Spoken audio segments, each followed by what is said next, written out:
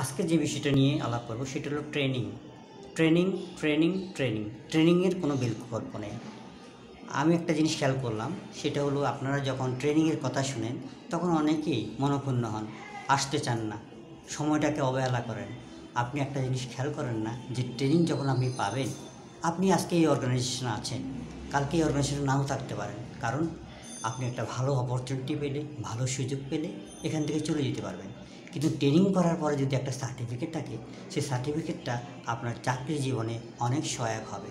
ধরুন আপনার fire and সেফটির উপরে একটা ট্রেনিং করছেন, এই ট্রেনিং একটা সার্টিফিকেট আছে। ইথিকের উপরে একটা ট্রেনিং করছেন, সেই ট্রেনিংয়ের একটা সার্টিফিকেট আছে। সেফ বিহেভিয়ার্সের উপরে একটা ট্রেনিং করছেন, সেই ট্রেনিংয়ের একটা সার্টিফিকেট আছে। কোড অফ কন্ডাক্টের উপরে একটা ট্রেনিং করছেন, সেই ট্রেনিংয়ের একটা সার্টিফিকেট আছে। এই সার্টিফিকেটগুলো যদি আপনি কোথাও সিভির সাথে সংযুক্ত করেন, তাহলে কি হবে, আপনার সিভির মূল্য এবং সিভির যে ওয়েট সেটা বেড়ে যাবে। কারণ প্রতিটা কোম্পানি চায় একজন অভিজ্ঞ ওয়ার্কার, আর অভিজ্ঞ ওয়ার্কার হতে হলে আপনাকে অবশ্যই ট্রেনিং করতে হবে।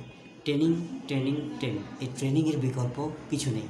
আপনাকে যেমন ট্রেনিং পরিবর্তন করবে, আপনার সমাজকে সে পরিবর্তন করবে, আপনার অর্গানাইজেশনকে সে পরিবর্তন করবে।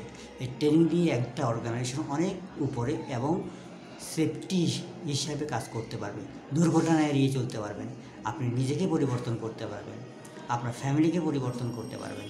আর এই ট্রেনিং দিয়েই আপনি জীবন, সমাজ এবং রাষ্ট্রকে উন্নয়নের ক্ষেত্রে নিয়ে যেতে পারবেন। আজ এ পর্যন্ত, পরবর্তীতে আবার দেখা হবে।